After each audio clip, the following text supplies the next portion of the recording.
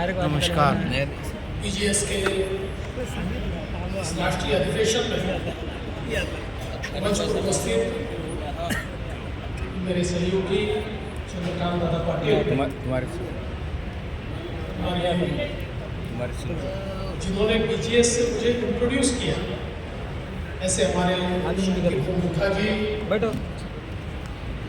हम सभी के लाडले अभिनेता, लेकिन मैं उनको केवल श्रेष्ठ अभिनेता के रूप में नहीं मानता, एक श्रेष्ठ व्यक्ति के रूप में मैं उनकी ओर देखता हूँ। जैसे मेरे मित्र श्री अभय खान जी और पानी फाउंडेशन उनके साथ काम करने वाले हमारे भाई सत्या जी, मंच पर उपस्थित आदरणीय वल्लभ भंसाली जी, मेरे सहयोगी प्रशांत बम जी, मोहम्मद मिसाल, राजेश मेहता। ये केवल एक समाज का कार्यक्रम नहीं है, भारत के जीडीपी का कार्यक्रम है।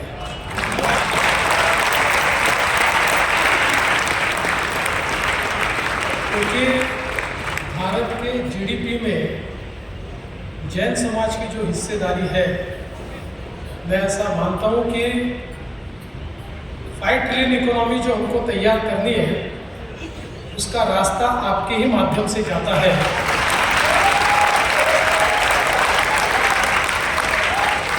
लेकिन इसमें सबसे महत्व की बात यह है कि जो भगवान महावीर जी ने जो हमें तत्व दिए, हमारे जो तीर्थंकरों ने हमको तत्व दिए, उन तत्वों में सिर्फ लेना नहीं, उसमें लेने से ज़्यादा देना है। और जैनों ने इस तत्व को हमेशा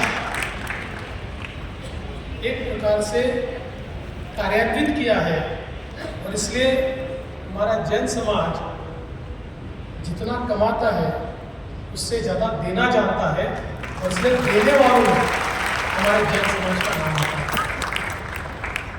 और भारतीय जन संगठन का कार्य जब मैंने बहुत करीब से देखा, हमारे शांति भवन यहाँ पर है, और निस्वार्थ सेवा जिसको हम कह सकते हैं।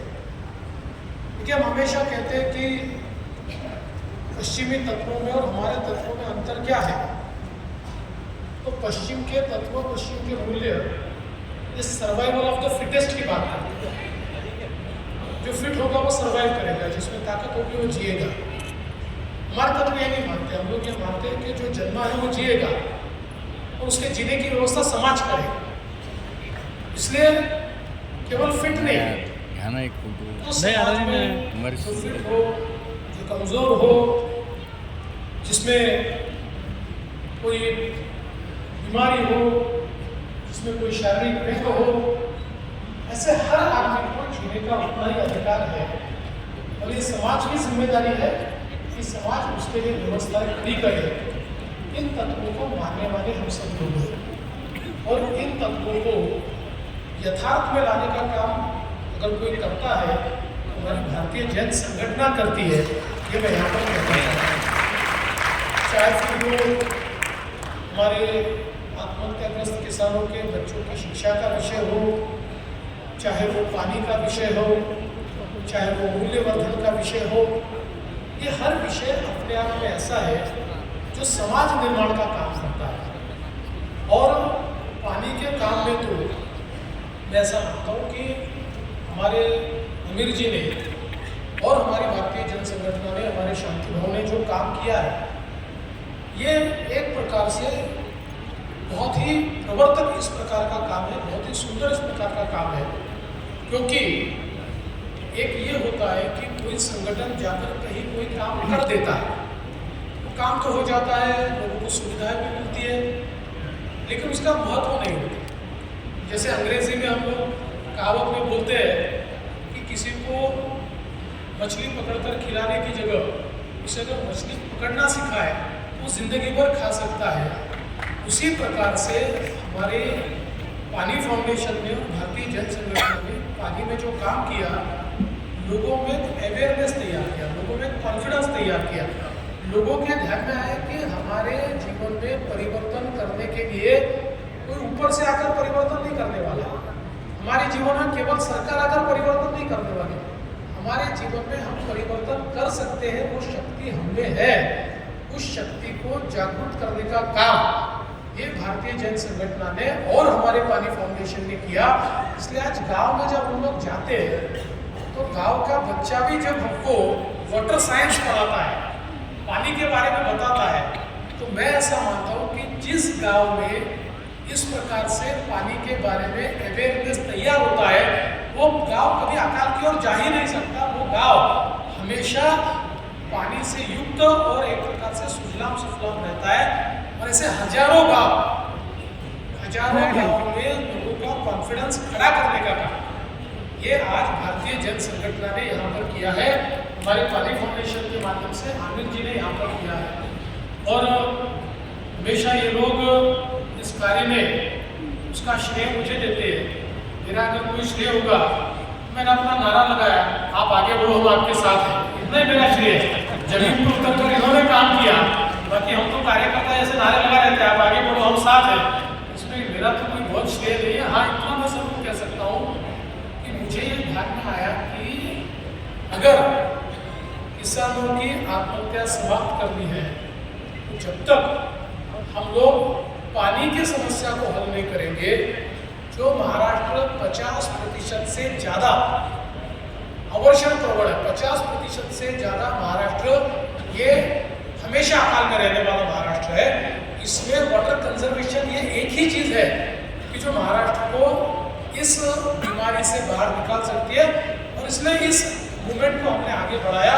तो मुझे बहुत खुशी है 2020 में केंद्र सरकार ने पूरे भारत का एक वाटर टेबल का रिपोर्ट जारी किया और उस रिपोर्ट में देश में बड़ी अलार्मिंग सिचुएशन थी। देश के सारे राज्यों में वाटर टेबल नीचे गया था और महाराष्ट्र केवल एक अकेला ऐसा राज्य था जिसमें वाटर टेबल ऊपर आया था। और मैं ऐसा मानता हूँ कि इसका श्रेय जैसी हमारी संस्था है या नाम फाउंडेशन जो हमारे नाना पाटेकर जी उनकी है, मकरंद की, ऐसे लोगों ने जो एक प्रकार से लोगों में अवेयरनेस लाया। और सबसे महत्व की बात है कि उसमें कंपटीशन भी आमिर जी ने शुरू की कि जिस कंपटीशन के कारण लोगों के मन में एक भाव आया कि मुझे जीतना है और पानी के चैंपियंस तैयार हुए। मुझे लगता है कि ये बहुत महत्वपूर्ण कार्य है। और साथ साथ जो मूल्यवर्धन का कार्य, देखिए हम शिक्षा दे रहे हैं, लेकिन शिक्षा के साथ साथ क्या हम मूल्य दे पा रहे हैं? शिक्षा में तो हम लोग आगे बढ़ रहे हैं। आज परसेंटेज ऐसा है कि कभी कभी तो आश्चर्य होता है, किसी भी तीसरे आदमी को कुछ लोग बोलते हैं 99% मिले। ये 99% कहाँ से लाते हैं? इतने होशियार बच्चे आजकल हो गए, बड़ा आश्चर्य लगता है। लेकिन 99% महत्व का नहीं है। क्या उसमें ज्ञान का रोपण हुआ? क्या उसमें मूल्यों का रोपण हुआ? क्या वो समझता है कि हमारे मूल्य क्या है, हमारा दर्शन क्या है, हमारे संवैधानिक मूल्य क्या है?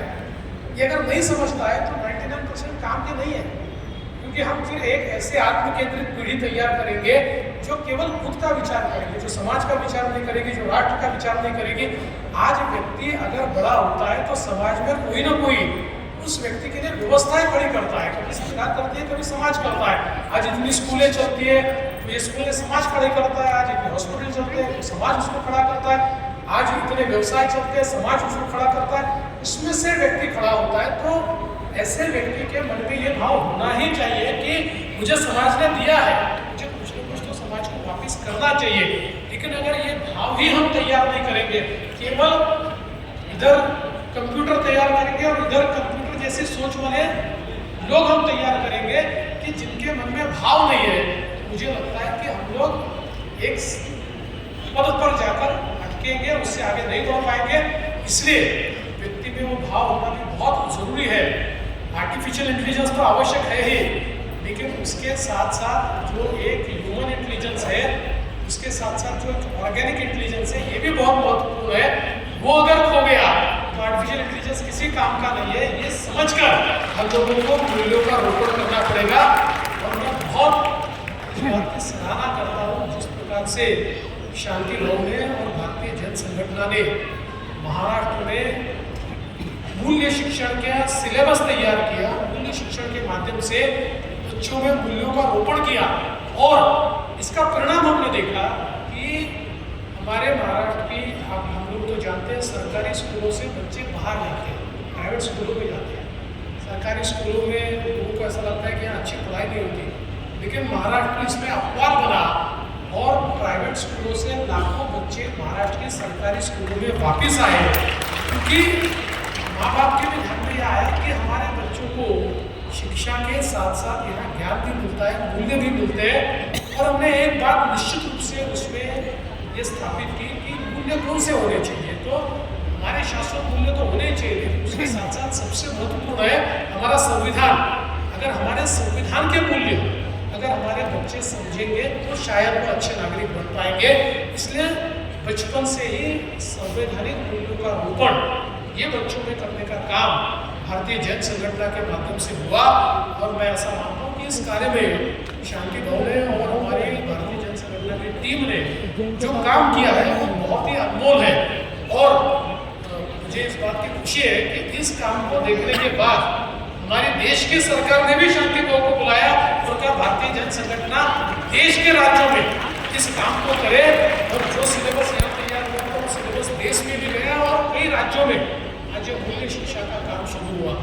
मैं ऐसा मानता हूँ कि ये जो कार्य आप लोग यहाँ पर भारतीय जन संगठना के माध्यम से करते हैं बहुत महत्वपूर्ण है। जो कंट्रीब्यूशन हम लोग देते हैं ये बहुत महत्वपूर्ण है, क्योंकि देश की आने वाली पीढ़ियाँ, आने वाली हमारी नस्ल, उसको एक प्रकार से हम लोग देश की सेवा में, हमारे समाज की सेवा में प्रशिक्षित करने का काम कर रहे हैं। भारतीय जन संगठन को बहुत अभिनंदन करना चाहता हूँ। और मुझे शांति भाव ने बताया इस कार्यक्रम में आना है, मेरे को उसी दिन कहा चाहे जो हो जाए, लेकिन मैं इस कार्यक्रम में जरूर आऊँगा, क्योंकि अच्छा काम करने वाले लोगों के बीच अगर हम नहीं जाएंगे। मैं तो हमेशा मेरे हर भाषण में चाणक्य का एक वाक्य कहता हूँ। चाणक्य सीरियल आई थी, उस सीरियल में चाणक्य ने एक बात कही थी। वो बात ऐसी थी कि इस राष्ट्र की जितनी दुर्दशा दुर्जनों की दुर्जनता से नहीं हुई, उतनी सज्जनों की निष्क्रियता से हुई है।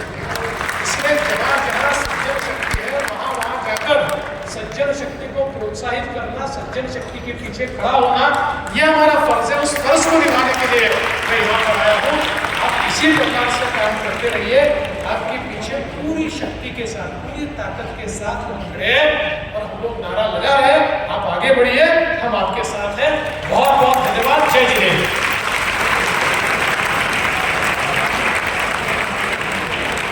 बहुत बहुत धन्यवाद आदरणीय देवेंद्र जी, फडणवीस साहब, बहुत बहुत धन्यवाद।